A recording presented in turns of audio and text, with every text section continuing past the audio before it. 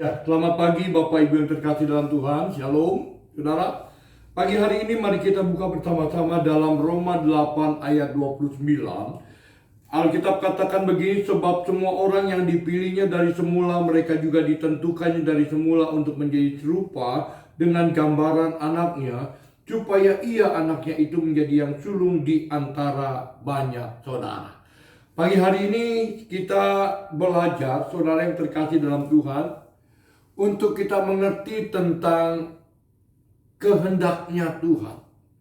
Kadangkala kita lupa bahwa oriented hidup Tuhan, oriented hidup kita di hadapan Tuhan adalah untuk menjadi serupa dengan Tuhan. Surga itu adalah tempat di mana orang-orang yang menjadi serupa dengan Tuhan ketika selesai hidupnya ditempatkan di surga. Jadi tujuan kita hidup di dalam muka bumi ini sebetulnya bukan surga, saudara, tetapi adalah menjadi serupa dengan Kristus. Nah, setelah kita menjadi serupa dengan Kristus, saudara, baru kita akan ditempatkan di surga. Tidak akan pernah mungkin, saudara, masuk ke surga, kita masuk ke surga, jika kehidupan kita tidak serupa segambar dengan Kristus. Ya, tidak akan mungkin kita akan masuk ke surga jika sifat kita, karakter kita tidak mencerminkan tentang anaknya yang tunggal itu, saudara. Oleh karena itu, saudara, biarlah setiap kita mulai hari ini, ya, berorientasi hidup kita menjadi serupa dengan Tuhan. Paulus, saudara, saya akan ulang-ulang betapa jahatnya dia.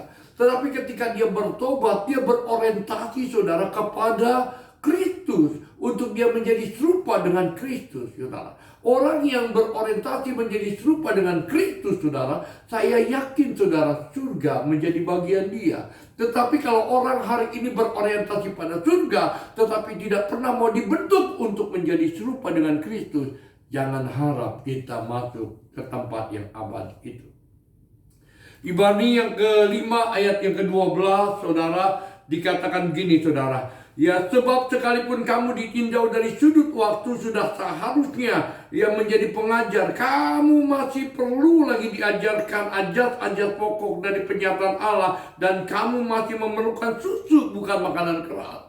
Jadi, saudara, orang-orang yang mau menjadi serupa dengan Kristus, maka dia harus menyadari orientasi hidupnya untuk terus diubahkan, diperbaharui, menjadi serupa dengan Tuhan. Makanannya bukan susu, saudara, tapi makanannya adalah makanan-makanan yang keras. Orang Kristen ketika mendengar khotbah keras, tersinggung, lalu pindah gereja, saudara, engkau tidak akan pernah menjadi serupa dengan Kristus, saudara. Tetapi orang Kristen yang ketika terus diperbaharui dan membuka hatinya untuk diperbaharui, dia satu saat, saudara, akan menjadi serupa dengan Tuhan. Oleh karena itu, ya, di ayat yang ke-13 dikatakan, sebab barang siapa masih memerlukan susu, ia tidak memahami ajaran tentang kebenaran, sebab ia adalah anak kecil. Saya berdoa, saudara, orientasi hidup kita sekarang seperti Paulus, menjadi serupa dengan Kristus. Orang yang menjadi serupa dengan Kristus, saya ulang ini, saudara, pasti akan ditempatkan di surga. Tetapi orang yang berorientasi surga, tetapi nggak mau diubahkan menjadi Kristus, jangan harap sampai ke surga. Ya, kiranya pagi hari ini kita tetap semangat. Ayo terus pacu hidup kita untuk menjadi serupa dengan Kristus. Bagiku hidup adalah Kristus dan mati adalah keuntungan. Dan aku hidup hari ini oleh karena anugerahnya. Tuhan berkati kita semuanya. Shalom.